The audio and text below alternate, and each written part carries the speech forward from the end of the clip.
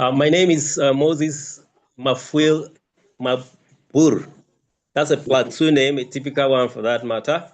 I'm the chairman of the Nahwai Cultural Festival. And then I'm also chairmaning the Butra Cultural Village Committee. It's a pleasure being here, and I want to appreciate Lucia and Madam Farida for their insightful presentations. And I thank also Kechi for providing platforms that keep making us speak. And a lot of the speaking is connecting, because when you learn lessons, next time when you speak, you are taking off from there. And so thank you for the engagements and the platforms you keep providing. And I won't start talking without making reference to September 2025, when I was in Lagos on behalf of the Butra people to collect the award that Nahwai Festival got from Akwaaba Travel Hotly for being one of the top 10 festivals of Nigeria.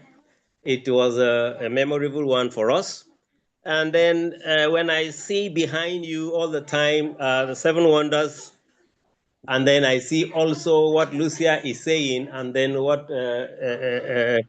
Madam Farida is saying, and then where Nahwai Festival is coming from. I also am felt to have the confidence to say, in the midst of the Seven Wonders, there are also many mysteries, in Nigeria. And so we hope that those mysteries, as they harmonize themselves, we will now leverage on them to get, stronger outings that will invite and bring the world to Nigeria, as it were. Now, the Nahwai Cultural Festival is the festival of the people called the Butra people in Bokos, local government of Plateau State. And prior to now, that festival existed, but it didn't have any platform to ride on until 2018, 2016, when a new chief came on board.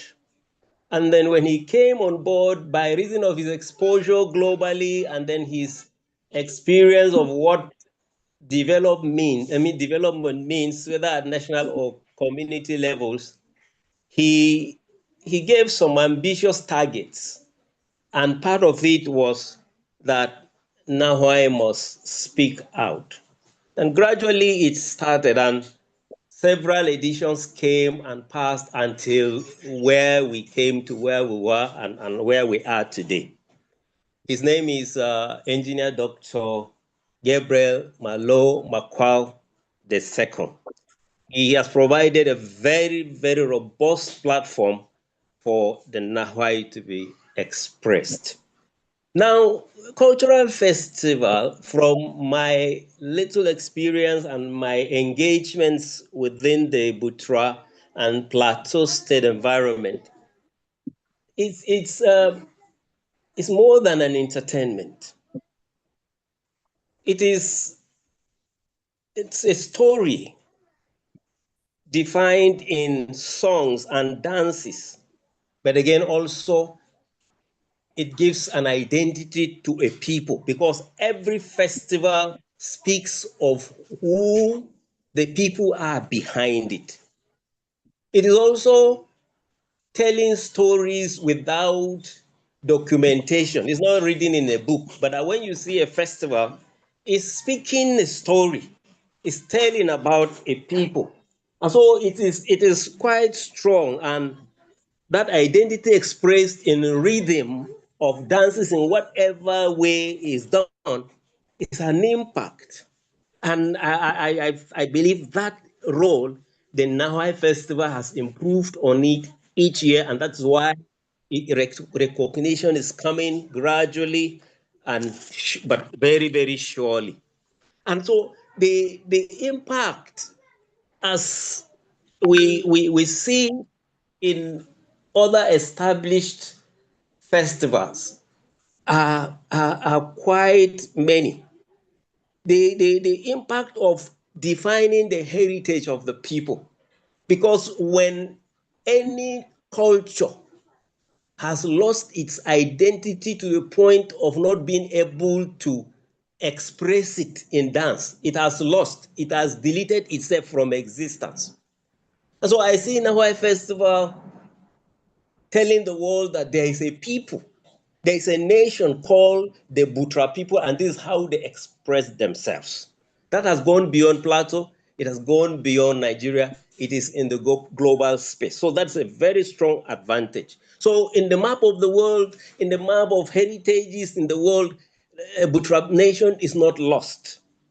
Then it fosters unity in the narrative of where we came from and how history has told us. Divisions had started setting in for certain reasons, political reasons, economic reasons, and other social reasons. But that with the coming in of the improvements of the Nahwai Festival, you discover that participation now is that we must deliver. And in this delivering, all the clans, all the respective clans come together. It is our product, and we have to sell it to the world. So that has strengthened the unity, the bonds of fellowship and love within the community, and then by extension also to neighboring tribes and neighboring festivals. So festivals bring unity. And then it has also improved the content of tourism, either in the state or even to itself. When you have an event that makes people come, you are already making people happy. And then also in Plateau State, when you look at the tourism calendar of events, Nahwai Festival is there. And then the collaboration that we've had by reason of the effort of the leader has linked us with the federal government, the Nigerian Tourism Development Authority, which is the Apex Tourism Agency. And that collaboration had itself also helped in providing some insights as to how better things can be done, and then how improvements can also be made, either in the dance or also in the expressions of what. And then the benefit of improving local economies. You discover during festivals, there are local products that, villagers bring out. Those products are almost lost, as it were, and you discover that they become an attraction to outsiders. There are small businesses, food vendors, and so on, taxi drivers, motorcycle people who carry people, and their economies never remain the same. For the 3 days of that event, things change. Local economy is boosted. And so it means if it is not held, you discover that you are withholding access to such incomes that would have improved on the welfare of the people. And then it also promotes the heritage that wakes up the young people. You discover that there's a challenge that I don't know whether it's peculiar with Nahwai, but young people, for some reasons, maybe globalization and modernization or some sort of influence, they have started, despising festival, heritage issues. They want to be modern. In the process, they are even finding it difficult to speak their language. And by that, you're already separating a people, severing the identity of people. And so this Nahwai Festival is already bridging that gap, because young people are getting included in the plans, and by that also they are getting to understand that this is their own. They organize things like beauty pageant, and it is mainly local. They ask questions in the local dialect, they ask questions on the festival, and that is arousing interest in undergraduates and then people in secondary school and so on, to know that, oh, this thing is ours and that we must keep it. Otherwise, we will lose it. And then the aspect of research. Our festival takes place in our heritage ancestral home, and that location is so beautiful. all the Butra nation was there before, some 100 and over 100 years, 200 years ago. But they had to move because of when peace came, and then people needed to expand their economies, people needed to move to the urban center. So they left that place. So it is still there with the locations of the clans, and then the rocks, and then the Taj Bridge, which is a national monument, as it were. So the festival is held on that ground. And so it is a memorial. Anytime we hold that festival, people come back to their ancestral home. They go to see, oh, this is where our forefathers were before they are where they are now. And so it creates a lot of interest. And students of research, from University of Jos, history and archaeology, they come there, and the Plateau State University, they come there, they make that their research venue, and it is really, really bringing a lot of development. And as Lucian and Frida were saying, there are challenges. And those challenges, honestly, part of what I mentioned, the young people, the neglect of the young people, they are being dragged, but I tell you, there is resistance, and part of it is when you make cultural festival look like it's fetish, you place some fear on people, because nobody wants to soil his identity. I'm using that word in quotes, because if somebody has found a new faith and then you are like bringing him back to go to shrine and so on, there's a mystery you are surrounding with, and it will destroy the whole thing, and that is causing problem. Then the threat of global and modernization, which I've already said, people want to feel belong. The global world is the one defining how people should dress, how people should eat, and so on. And so when you do it in the local way, it looks like you're a village champion. And that is really destroying the foundations of what heritage has given us, which we should hold in pride. And then competition, that is also not necessary as far as I'm concerned, because this competition of branding and so on, yes, it's good to brand, but you see some people have over-branded themselves to the extent that they want to look like others. And in the process, they wear away their own identity. They assume another one, because in the branding, they have imported a dressing mode and so on. So that to me is a challenge, and we should look into that. And then funds.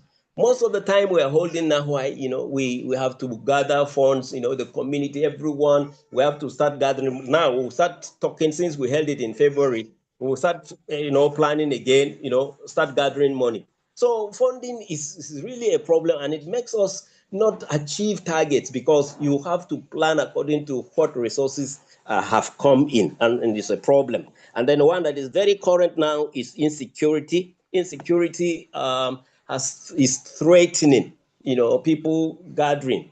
I remember 2020, 2021, we had to put off Nahwai Festival, because in our neighboring villages, people were killed in numbers. And so we found we cannot be jubilating when people have tears on their faces. And so we had to put it off. And anytime also there is now why people are wanting to find out, is it okay there? People in Abuja, Lagos, and the rest, they want to find out, we cannot come to Plateau because it's not safe there. So you see, it's a very, very big minus cost, and then it is weakening and then frustrating what maybe we would have leveraged on to become better. But bottom line, I think the space provided by you and several others who have been very determined. I have a fair idea of how resilient you have been, in pushing this agenda, and then where you are today. And we can only thank you that you have given us mouthpiece, and then that will, I believe, culminate into greater positive development than otherwise. And that is why we, as Nahwai today, by reason of Akwaaba, we are known. In Plateau City, they are saying, from where did you people come from? But it's not about that. It is about what you can offer. And that has given challenge to so many. So we thank you so much. And we are believing that as we progress, we will keep seeing reasons to do more. And one thing that is very key, which I mentioned at the beginning, is the atmosphere provided by leaders, the community leader or the state government or whoever that is, in that circle, because the enabling environment is what makes people feel belonging and have a sense of belonging. And when that is absent, you will discover that people's morale is down, no matter what initiative you have. If the atmosphere is not there for you to function, I tell you, your idea is good as dead on arrival. So thank you for the opportunity, and we are hoping that Nahwai will keep making headlines, and then also Nigeria will be better for it. Thank you so much.